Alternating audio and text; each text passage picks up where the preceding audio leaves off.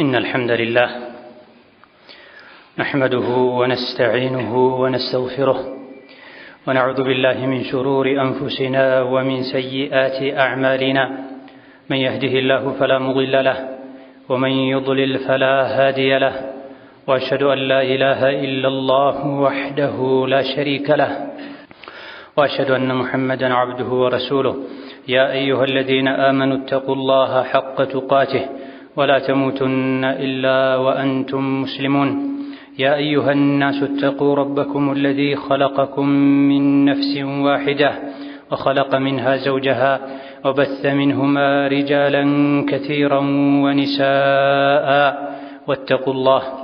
واتقوا الله الذي تساءلون به والأرحام إن الله كان عليكم رقيبا يا أيها الذين آمنوا اتقوا الله وقولوا قولا سديدا يصلح لكم أعمالكم ويغفر لكم ذنوبكم ومن يطع الله ورسوله فقد فاز فوزا عظيما أما بعد فإن أصدق الحديث كتاب الله وخير الهدي هدي محمد صلى الله عليه وعلى آله وصحبه وسلم تسليما كثيرا وشر الأمور محدثاتها فإن كل محدثة بدعة وكل بدعة ضلالة وأوصيكم ونفسي بتقوى الله يا عباد الله فاتقوا الله تعالى حق التقوى يا الله باروچوي الله ያዛችሁን በመታዘዝ የከለከላችሁን በመከልከል ሁሌም በሁሉም ጉዳይ ላይ በሁሉም ቦታ ላይ ፍሩት።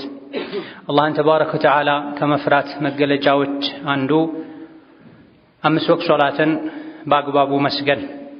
አንድ ሰው ከሙስሊምነቱ መገለጫዎች መካከል አንዱ ሶላቱን አስተካክሎ መስገድ።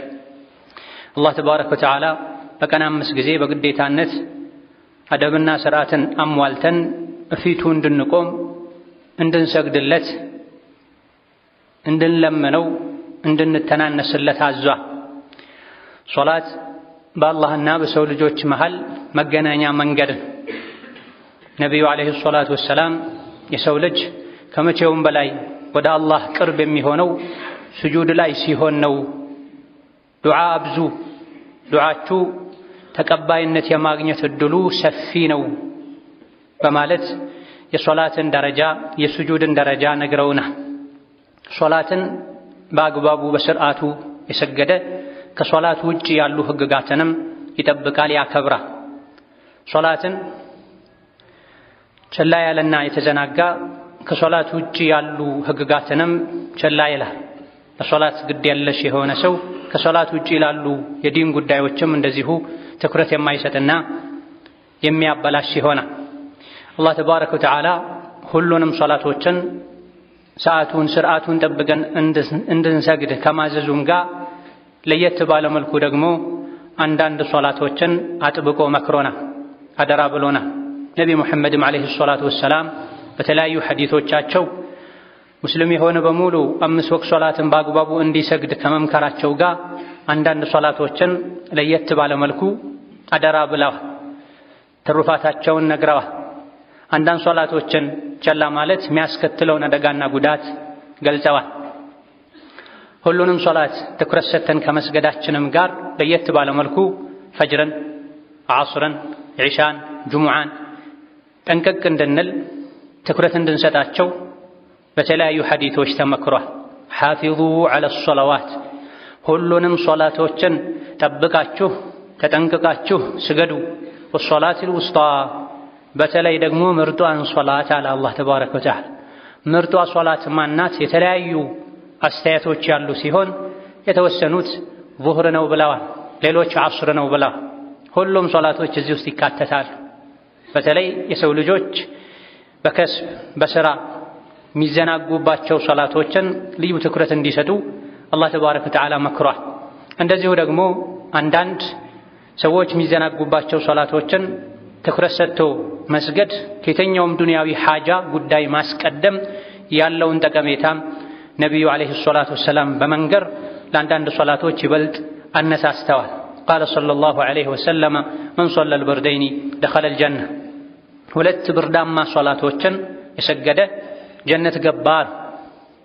ሁለት ብርድ የሚበዛባቸው አየር የሚቀየርባቸው ሶላቶችን ጠብቆ በስርዓቱ በታዘዘው መሰረት የሰገደ ጀነት ገባ። እነዚህ ሁለት ሶላቶች ሶላተል ፈጅርና ሶላተል ዐስር ናቸው። ፈጅር ላይ አየር ይቀዘቅዛል፣ ከቤት መውጣት ይከብዳል። ዐስርም ላይ እንደዚሁ አንዳንድ አካባቢዎች ላይ አንዳንድ ወቅቶች ላይ የምሽት ቅዝቃዜ የሚጀምርበት ወቅት ይሆናል። እነዚህ ሁለት ሶላቶችን ጠብቆ የሰገደ ጀነት ገባ።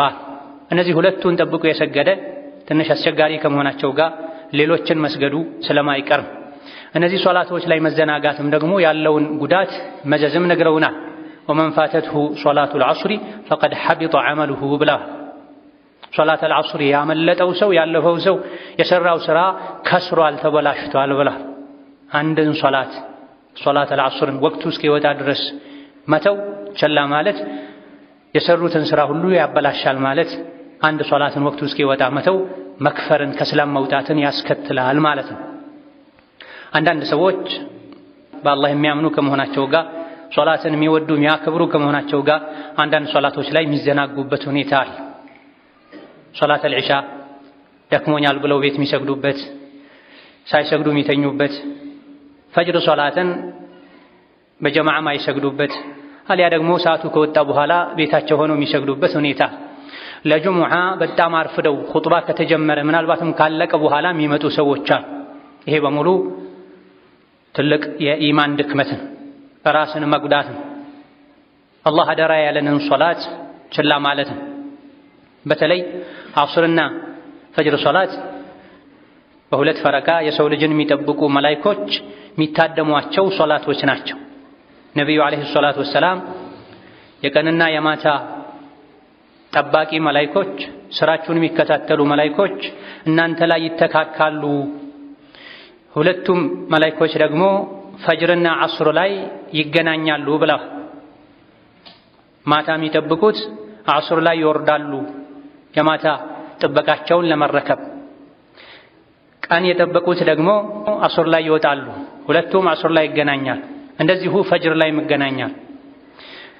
መላኢኮች ወደ አላህ ሲወጡ ባሪያዬን እንዴት ተዋችሁት ብሎ አላህ እያወቀ ይጠይቃቸዋል። ትናንት ልንጠብቀው ስንሄድም እሱን ልንከታተል ስንሄድም ሲሰግድ ነው የተረከብነው። አሁንም ለቀጣይ ተረኛ አስረክበን ስንመጣ እየሰገደ ነው አስረክበን የመጣ ነው ይላሉ ተብሏል። ዐስርና ፈጅር ላይ የሚዘናጋ ሰው መላኢኮች መዘናጋቱን ግዴለሽነቱን ወደ አላህ ተባረከ ወተዓላ ሪፖርት ያቀርባሉ። ዐስርም ፈጅርም በአግባቡ በስርዓቱ ከሁሉም ነገር ሶላቱን አላህ ፊት መቆሙን አስበልጦ የሰገደ እንደሆነ ደግሞ ልጠብቀው ሲሄድም እየሰገደ ነበረ፣ ስመጣም እየሰገደች ነበር ይላል። ይሄ ትልቅ ክብር ነው። በተቃራኒው ደግሞ ሶላትን መተው ትልቅ ውርደት፣ ራስን መጉዳት ነው። ከሁሉም ሶላቶች ለየት ባለ መልኩ ብዙ ሰውን የሚፈትነው ሶላተል ፈጅር ነው። ድንገት እንግዳ ቤት አድሮ ጎትቶ ካላመጣቸው በስተቀር መንገድ ሲሄዱ ለዱንያ ለጉዞ ሲወጡ እግረ መንገዳቸው ካልሰገዱ በስተቀር ፈጅር ላይ መስጅድ ፊታቸው ማይታይ ሰዎች አሉ። ቤት ከሴቶች ጋር ከአካል ጉዳተኞች ጋር የሚሰግዱ አሊያ ደግሞ ጭራሽ ለቁርስ ሲነሱ እንጂ ማይሰግዱ ሰዎች አሉ። ይሄ ትልቅ ድክመት ነው፣ አደጋ ነው። አላህ ሶላት ስገዱ ብሎናል። 5 ወቅት ሶላት ስገዱ ብሎን ያዘዘን 4 ሳይሆን 5ቱንም ሶላቶች በሽተኛ ካልሆነ በስተቀር በቂ ምክንያቶች ዑዝሮች ከሌሉት በስተቀር ጤነኛ የሆነ ወንድ መስጅድ እንዲሰግድ ነው ያዘዘው። ስለዚህ ዙህርን በስርዓቱ እንደምንሰግደው ሁሉ ፈጅርንም በስርዓቱ ለመስገድ ራሳችንን ልናስገድድ ልናዘጋጅ ይገባናል። ፈጅርን መስገድ እየፈለጉ እየጓጉ ራሳቸውን እየወቀሱ የማይችሉ ሰዎች አሉ። ሁሌ እየተመኙ እየጓጉ የሚኖሩ ፈጅርን በሰዓቱ በስርዓቱ በጀማዓ መስጅድ መጥቶ ለመስገድ የሚያግዙ የተወሰኑ ነጥቦች አሉ። ከዚህም አንዱ ለሶላተል ጀማዓ በተለይ ለፈጅር ሶላት ትኩረት መስጠት፣ ራስን ማዘጋጀትን። የተኛውም ጉዳይ ትኩረት ከሰጡት ማሳካት ይቻላል፣ ማድረግ ይቻላል። ትኩረት ካልሰጡት ነው፣ ከናቁት ቸላ ካሉት ነው ብዙ ነገር ሊያልፍ ሊከብድ የሚችለው። ትምህርት የሚያሳስበው ፈተና የሚያስጨንቀው ተማሪ ቀድሞ ካጠና ከተዘጋጀ ቀደም ብሎ ፈተና የሚሰጥበት ቦታ ላይ ከሄደ ፈተናውን በስርዓቱ መውሰድ ይችላል። ተረጋግቶ መፈተን ጥሩ ውጤት ማምጣት ይችላል። ጉዞ ያለበት ሰውም ቀድሞ ለጉዞ ከተዘጋጀ እንደዚሁ በረራ ያመልጠው። ቸላ ካለና ከተዘናጋ ግን ለጉዳዩ ትኩረት ካልሰጠ ፈተናም ሊያልፈው ይችላል፣ ውጤቱ ደካማ ሊሆን ይችላል፣ ጉዞም ሊሰናከልበት ይችላል። የአኼራ ጉዞም እንደዚሁ ለሶላት ትኩረት መስጠት፣ መጨነቅ፣ መዘጋጀት፣ ስንፍናን ማስወገድ ለፈጅር ሶላት በጀማዓ ለመስገድ እንዲታደሉ ያደርጋል። ሙእሚኖች አላህን የሚፈሩ ሰዎች ሶላት ምግብ እንደመብላት ውሃ እንደመጠጣት ይቀላቸዋል። ምግብ መጠጥ ከሚያረካቸው በላይ ከሚያስደስታቸው በላይ ሶላት ዒባዳ ያስደስታቸዋል። ኢማናቸው ደካማ የሆነ ሰዎች ደግሞ ሶላት የዓለም ተራራን የመሸከም ያክል ሊከብዳቸው ይችላል። ወኢዛ ቃሙ ኢለ ሶላት ቃሙ ኩሳላ፣ ለሶላት ሲቆሙ እየከበዳቸው እየተሰላቹ ይቆማሉ ብሏል። ውስጡ ላይ ኢማን የሌለ ደካማ የሆነ ለሶላቱ ለዲኑ ማይጨነቅ ሰው። ትክክለኛ አማኝ ግን ሲሰግድ ነው ረፍት የሚያገኝ፣ ደስታ የሚያገኝ፣ ሰላም የሚያገኝ። ለዚህ ነው ነቢያችን ዓለይሂ ሰላቱ ወሰላም ቢላል ሆይ ኢቃም በል በሶላት ረፍት ስጠን ይሉ ነበር። የትክክለኛ ሙእሚን ረፍቱ ሶላት፣ እንቅልፍ ሳይሆን፣ ፍራሽ ብርድ ልብስ ሳይሆን፣ ሙቀት ሳይሆን። እንደዚሁ ፈጅር ሶላትን በአግባቡ በሰዓቱ በጀማዓ ለመስገድ ከሚያግዙ ነገሮች አንዱ ሶላተል ፈጅርን በመስገድ የሚገኘውን ትሩፋት ማወቅ፣ እንደዚሁ ደግሞ ባለመስገድ የሚደርስብንን ኪሳራ መረዳት። ፈጅር ሰላትን በጀማዓ መስጂድ ሄጄ በሰዓቱ ከቻልኩ ወደ አወል ሶፍ ጠጋቢዬ በመስገድ ምንድነው ማገኘው ብለን ራሳችንን ልንጠይቅ፣ ይሄም ባለማድረጌ ደግሞ ምንድነው ማጣው ብለን ራሳችንን ልንፈትሽ ይገባን። ፈጅርን በጀማዓ መስጂድ ሄዶ ባለመስገድ ከሚመጡ አደጋዎች ሁሉ የከፋ የሚባለው ልንፈራው የሚገባው ሶላተል ፈጅርን በጀማዓ መስጂድ ሄዶ አለመስገድ የሙናፊቅነት ምልክት ነው፣ የአስመሳይነት ምልክት ነው። ቀን ላይ ሰዎች ስለሚያዩ መስጂድ ሄዶ መስገድ፣ ማታ ላይ ሰዎች ስለማያዩ እቤት መስገድ፣ ማርፈድ፣ ምናልባት መተው የአስመሳይነት ከልብ ያለማመን ምልክት ነው። ለዚህ ነው ነቢዩ ዓለይሂ ሰላቱ ወሰላም አትቀሉ ሶላዋት ዐለል ሙናፊቂነ ሶላቱል ዒሻኢ ወሶላቱል ፈጅር፣ ለሙናፊቅ በጣም የሚከብድ ሶላተል ዒሻና ሶላተል ፈጅር ነው። እንደው ዱንያዊ ቁሳዊ ጥቅም አለው ቢባልና የአንድ በግ እግር እንኳ ስጋ ታገኛላችሁ ቢባሉ አይደለም አላህ በሰጣቸው በሁለት እግራቸው ቆመው ይሄን እንኳ አቅም ቢያጡ በሆዳቸው የተመፋቀቁ ይመጡ ነበር ብለዋል ነብዩ ሰለላሁ ዐለይሂ ወሰለም። ቀን ላይ ለሥራ በሄዱበት ከቢሮ ቅርብ መስጂድ ስላለ ግራቀኝ ሰዎች ወደ መስጂድ ስለሚሄዱ አፍሮ መሄድ፣ ምሽት ላይ ሲሆን ግን ጨለማን ተጠቅሞ እቤት መቅረት የሙናፊቆች ባህሪ ነው። እንደዚሁ ደግሞ አላህን ተባረከ ወተዓላ ጠርቶ ለሱ መልስ ባለመስጠት አላህን መናቅ። ሐይ ዐለ ሶላህ ና ወደ ሶላት ተብሏል። በቀን 5 ጊዜ ነው ሐይ ዐለ ሶላህ የሚባለው፣ ሐይ ዐለ ፈላህ የሚባለው። ፈጅር ላይ ደግሞ ከዚህም በተጨማሪ አሶላቱ ኸይሩን ሚነ ነውም ይባላል። ሶላት ከእንቅልፍ ይሻላል፣ ሶላት ከእንቅልፍ ይሻላል፣ ከረፍት ይሻላል እየተባለ እኔ ረፍት ይሻለኛል፣ እኔ እንቅልፍ ይሻለኛል ማለት ነው የሚሆን ታማሚ ካልሆነ በስተቀር ጽኑ ህመም አሞት መስጂድ በመሄዱ ህመሙ የሚባባስበት ከሆነ አሊያ ደግሞ በትክክል ለህይወት የሚያሰጋ ነገር ካለ፣ ጎርፍ ካለ፣ ሽፍታ ካለ፣ መሰል ነገሮች ከሌሉ በስተቀር ጤነኛ የሆነ ወንድ ሐይ ዐለ ሶላህ ሰምቶ ሐይ ዐለ ፈላህ ሰምቶ ቤት ሊሰግድ አይገባም። የገፍላን ብርድ ልብስ ዞር አድርጎ ወደ መስጂድ ሊሄድ ይገባል። ወከዛሊክ ባለመስገድ የሚመጡ አደጋዎችን ችግሮችን መረዳት አጅሩን ያሳጣል፣ ሙናፊቅ ያስብላል። እንደዚሁ ደግሞ ትልቁ አጋዥ ከሚባሉ ነገሮች አንዱ እዛው ፈጅርን ትቼ በተኛሁበት በሞተስ ወደ አኺራ ብሄድስ እያሉ ራስን መጠየቅም ፈጅርን በአግባቡ ለመስገድ ከሚያግዙ ነገሮች መሃል አንዱ። አላህ ተባረከ ወተዓላ ወደ መስጂድ ጠርቶኝ መሰማበት ጆሮ ማየበት አይን ሰጥቶኝ መሄድበት እግር ሰጥቶኝ ጤና ሰጥቶኝ ና ወደ መስጂድ በፊቴ ቁም ለ10 ለ20 ደቂቃ ብሎኝ አይባልኩበት ባመጽኩበት ከአኺራ ዱንያን ባስበለጥኩበት ለጀነት ከመልፋት የዱንያ አረፍተን በመረጥኩበት ሁኔታ ላይ እስከነ ወንጀሌ በሞትስ ስንትና ስንት ከፍራሽ ወደ ቃሬዛና ከፈን የሄዱ ሰዎች አሉ። ይሄኔ ጸጸቱ አይቻልም። አኺራ ላይ መጸጸት መቆጨት ማይጠቅምበት ወቅት ላይ መጸጸትን ያስከትላል። ረቢ እርጂዑን ጌታዬ ሆይ እመልሰኝ ወደ ዱንያ፣ ያበላሸሁትን አስተካክዬ ያጎደልኩትን አሟልቼ አይደለም ምንጣፍ ላይ እሾህ ላይ እሳት ላይ ስጁድ አድርጌልህ እመጣለሁ እንዲሉ የሚያደርግ ከፍተኛ ጸጸት ይሰማል። የፈጅር ሶላት ወቅት አላህ ተባረከ ወተዓላ ወደ ቅርቧ ሰማይ ወርዶ ባሮቹን የሚያናግርበት፣ ማነው ምህረት የሚፈልግ፣ ማነው ተውበት የሚያደርግ የምቀበለው የሚልበት ወቅት ነው። የፈጅር ሶላት እስኪጠናቀቅ ድረስ አላህ ወደ ቅርቡ ሰማይ የመውረዱ ትሩፋት ይቀጥላል ተብሏል። የአላህ ባሮች ወደ መስጂድ ሄደው ለአላህ ተናንሰው ሰግደው ለመነው ወንጀላቸውን አራግፈው አጅራቸውን ተሸክመው ሲመለሱ ጋፍል የሆነ አኺራን የረሳ የድንገት ሞትን የማይፈራ ሰነፍ እዛው ተኝቶ ሊያሳልፍ አይገባም። አይ ብሎ ይሄን ያደረግ እንደሆነ ወሰያዕለሙ الذين ظلموا أي منقلب ينقلبون በዳይ ምንኛ የከፋ መመለሻ እንደሚጠብቀው አኺራ ላይ ወደፊት ያውቃል። ያኔ ማወቁ ምንም አይጠቅምም። ይህ እንዳይሆን ዛሬ የፈጅር ሶላትን በአግባቡ መስገድ፣ አጋዥ ነገሮችን መጠቀም፣ ከሙናፊቆች ከመሆን መራቅ፣ መጠንቀቅ፣ መስጋት ያስፈልጋል። ኢነል ሙናፊቂነ ዩኻዲዑነ አላህ ወሁወ ኻዲዑሁም ወኢዛ ቃሙ ኢለ ሶላቲ ቃሙ ኩሳላ ዩራኡነ ናሰ ወላ የዝኩሩነ አላህ ኢላ ቀሊላ። ሙናፊቆች አታላዮች ናቸው። አላህንም ለማታለል ይሞክራሉ፣ ያስመስላሉ።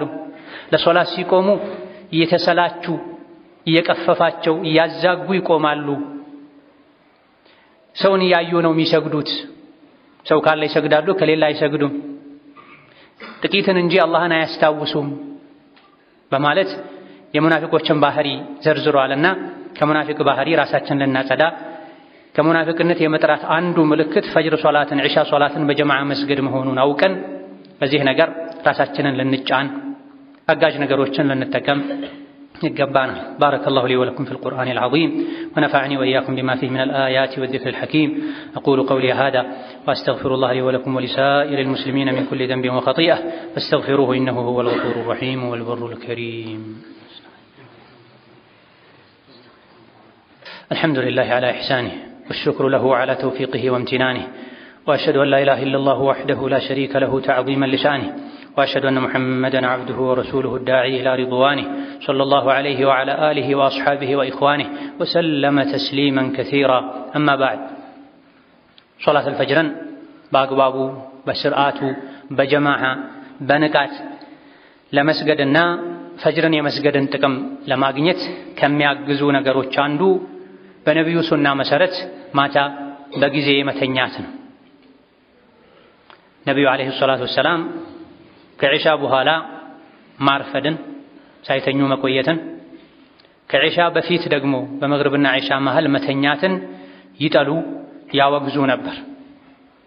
ድንገት እንግዳ ካለ ወይም አንገብጋቢ አሳሳቢ የኡማ ጉዳይ ካለ መመካከር መቆየት የሚያስፈልገው ካልሆነ መሰል በቂ ምክንያቶች ከሌሉ በስተቀር ከዒሻ በኋላ እንዲሁ የተጫወቱ የዘመኑ ብዙ ሰው እንደሚያደርገው ኳስ ፖለቲካ እያዩ እየተነተኑ በሶሻል ሚዲያ ተጠምዶ ማምሸት የተጠላና የተወገዘ ነው። የነቢ ሱና ተቃራኒ ነው። ሱናው ዒሻ ሰግዶ ቶሎ አረፍ ማለት።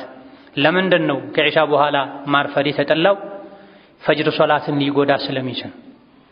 ከዛ በፊትም አላህ ያደላቸው ኢማናቸው ከፍ ያለላቸው ለይል በጊዜ ተነስተው ዊትር ስለሚሰግዱ እሱንም ስለሚያሳጣን ለዊትሩ እንኳ ባይበቁ ለፈጅሩ አለመብቃትን እንዳያስከትል ከዒሻ በኋላ በጊዜ አረፍ ማለት ተወዳጅ። ይሄን ያደረገ ሰው ፈጅርን ይሰግዳል፣ ነቃ ማለት ይችላል፣ በቂ ረፍት ያገኛል። ካልሆነ ወይም ቤት መስገዱ አሊያ ደግሞ መስጂድ መጥቶ እያዛጋ እያንቀላፋ የተጫጫነው መስገዱ ከከፋም የፈጅርን ሶላት ወቅት አሳልፎ ለቁርስ መነሳቱ አይቀርም። ይሄ ፈጽሞ ሊሆን አይገባም። ዱንያዊ ስኬትን የፈለገ ያሰበውን ለማሳካት የተለያዩ መፍትሄዎችን ይፈልጋል። እንቅፋቶችን ዞር ለማድረግ ይጥራል።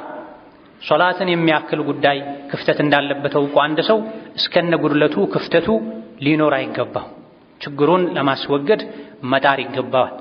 ፈጅርን በጀማዓ መስገድ ያለመቻል አንዱ ችግር ሌሊት በጊዜ ያለመተኛት፣ እንደዚሁ ደግሞ ቀን ከልክ ያለፈ ሩጫ ማብዛት። ለዱንያ የምናደርገው ሩጫ ድካም፣ ውጣ ውረድ አኺራን የሚጎዳ መሆን የለበትም። ቀን ላይ ከጠዋቱ 12 ሰዓት ጀምሮ እስከ ማታ ድረስ ለዱንያ ከአቅማቸው በላይ የሚሮጡ የሚጨነቁ የሚወጡ የሚወርዱ ኢሻ መስገድ ሊከብዳቸው፣ ፈጅር መስገድ ሊከብዳቸው ይችላል። ምንም እንኳ ለቤተሰብ ለራስ ከስብን መከሰብ አስፈላጊና ግዴታ ቢሆንም አኺራን የሚጎዳ መሆን የለበት። የሥራ ሰው ስለሆንኩ አላህ ይቅር ይለኛል ብለው ለራሳቸው ፈትዋ የሚሰጡ ሰዎችም አሉ። ስራው አኺራን ማጉዳት የለበትም። ዋና ወደ ዱንያ የመጣ ነው የአኺራ ስራ ለመስራት ለአኺራ ስንቅ ይዘን ለመሄድ ነው። እዚህ ዱንያ ላይ የሰበሰብነው ወርቅ የገነባነው ፎቅ ስንሞት ሊጠቅመን አይችልም። የሚጠቅመን ሶላት ነው፣ የሚጠቅመን ጾም ነው፣ የሚጠቅመን ሰደቃ ነው፣ ዱዓ ነው፣ ዚክር ነው። ታዲያ እዚህ ዱንያ ላይ ፎቅ ለመገንባት የካምፓኒዎች ባለቤት ለመሆን ሀብትን ለማስፋት የሚደረገው ጥረት ሶላትን ካስተወ ከጀማዓ ወደ ኋላ ካስባለ የዱንያን ምንነት አለመረዳት፣ አላህን ተባረከ ወተዓላ አለማወቅ አለመፍራት ነው። የኛ ከዱንያ ምን ወስደው ድርሻ ኢማን፣ መልካም ስራና ከፈን፣ ከዛ ውጭ የለም። ከዛ ውጭ ያለው ሁሉ እዚህ ይቀራል። ለዱንያ መልፋት መድከሙ አኺራን በማይጎዳ መልኩ መሆን አለበት። ማታ በጊዜ ማረፍ፣ ቀን በተወሰነ መልኩ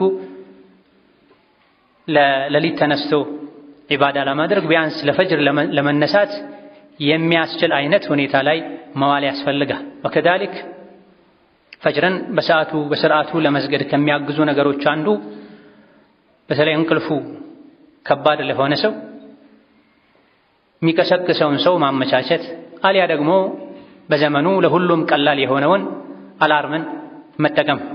ሞባይል ላይ ሰዓት ላይ አላርምን መሙላት ይቻላል፣ ጮሆ እንዲቀሰቅስ። ይሄን ከማድረጋቸውም ጋር መነሳት የሚከብዳቸው ሰዎች አሉ። አላርም ሞልተውም ስልካቸው ሰዓታቸው ጮሆም ማይነሱ ሰዎች። ለጉዞ ሲሆን ይነሳል፣ ለስብሰባ ሲሆን ይነሳል። ለሶላት ሲሆን ግን በአንድ ጣታቸው ጠቅ አድርገው አጥፍተውት እንቅልፋቸውን ይቀጥላሉ።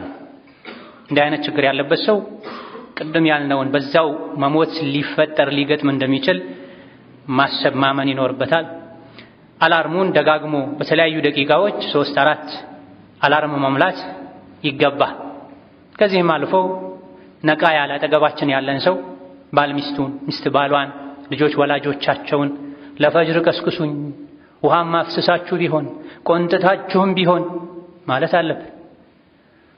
ጉዞ አለብኝ በረራ ያመልጠኛል ያለ ሰው ሰዎች መተውም ቢሆን ነክሰውም ቢሆን እንዲቀሰቅሱት ነው የሚያዘው። ምክንያቱም የሚበላሽበት ዱንያዊ ነገር ስለሚኖር። የአኼራው ሲሆን ለምንድን ነው ሰዎችም እንዲህ አይነት ችግር ያለባቸው ሰዎችም ከዙሪያቸው ያሉ ሰዎችም ለስሙ ብቻ ነካ አድርገው አንድ ሁለቴ ብቻ ተነስ ብለው የሚተውት?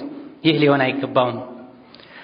ሁሉን ነገር የሰጠን አላህ ተባረከ ወተዓላ ኑ ፊቴ ቁሙ ብሎ ጥሪ አድርጎልን የእሱን ጥሪ ቸላ ብለን ነገር ግን የዱንያ የትምህርት ጉዳይ ሲሆን የሚያስከፍለውን ዋጋ ከፍለን እንነሳል። የት ልንሄድ? የትም ብንሄድ ወደ አላህ ነው የምንሄድ። ምንም ብናስብ በአላህ ፈቃድ ነው የሚሳካው።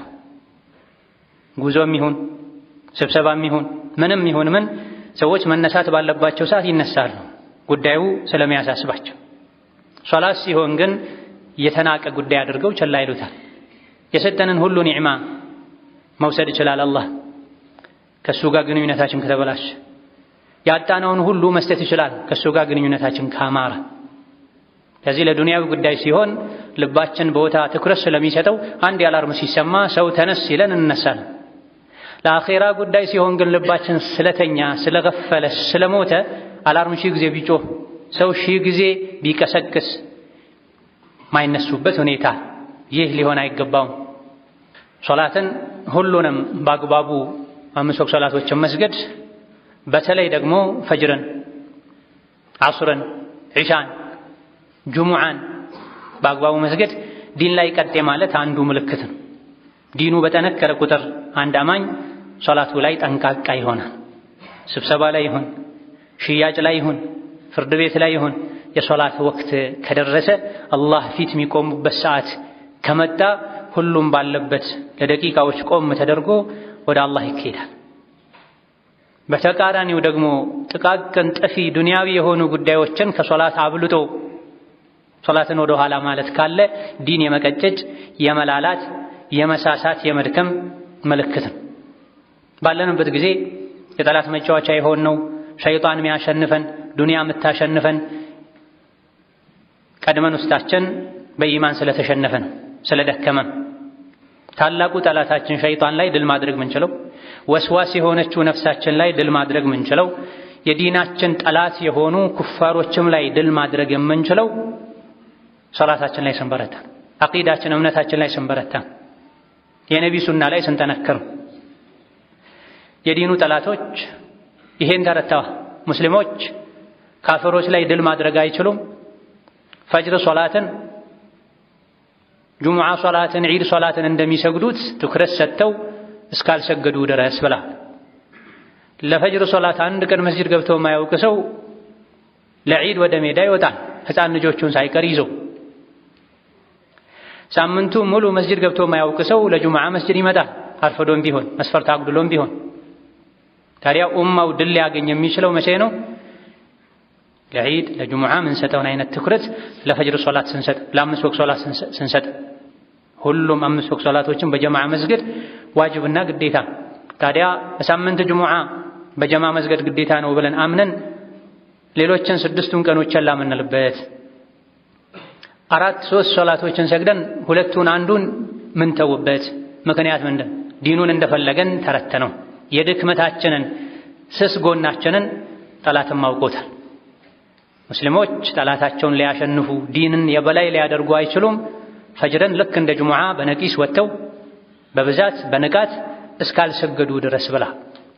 ይህ ሆኖ ሳለ ዛሬ አይደለም ፈጅርን ጠላት እንኳ በዚህ ልክ ምሳሌ የሚያደርገው ጁሙዓን እንኳ አርፍደው የሚመጡ ስራቸውን ሲሰሩ ቆይተው ኢቃም ሲባል ኹጥባን ትተው ሄደው የሚሰግዱ፣ ለኳስ ብለው ጁሙዓ የሚተው፣ ለኳስ ብለው ጁሙዓ የሚተው፣ ለንግድ ብለው ጁሙዓ የሚተው፣ ለጫረታ ብለው ጁሙዓ የሚተው ሰዎች አሉ በዘመናችን።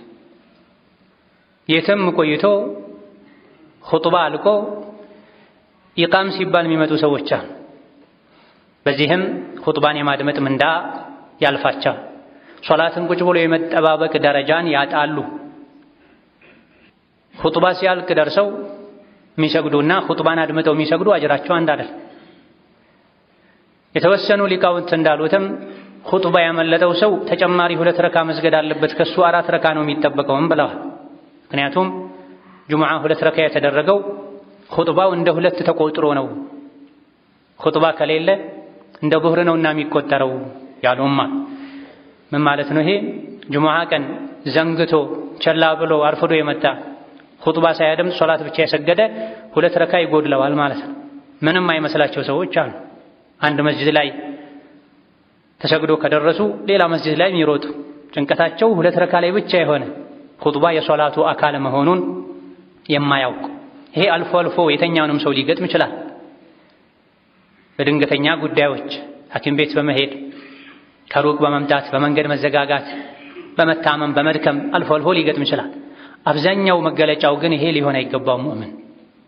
ለዚህ ነው ቀደም ተብሎ ለጁሙዓ ዝግጅት እንዲደረግ የታዘዘው።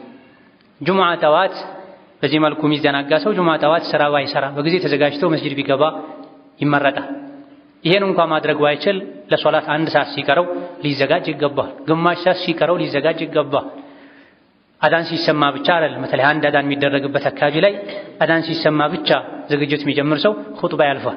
ኢማሙ ሚንበር ላይ ሲወጣ መላእክቶች መዝገባቸውን ጠቅልለው ኹጥባ ለማድመጥ ይቀመጣሉ ብለዋል ነብዩ ሰለላሁ ዐለይሂ ወሰለም።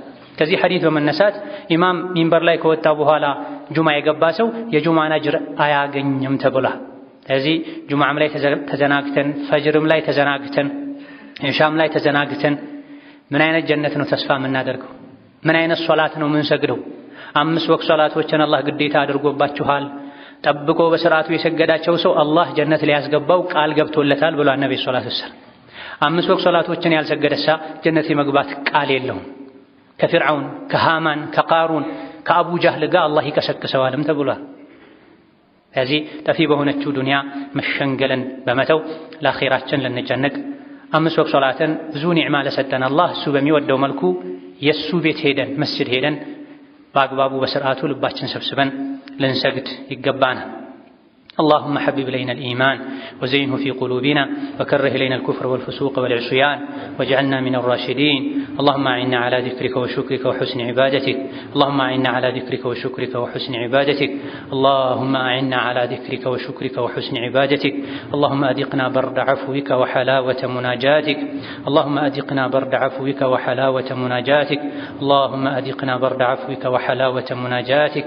اللهم اغفر للمسلمين والمسلمات والمؤمنين والمؤمنات الأحياء منهم والأموات إنك سميع قريب مجيب الدعوات.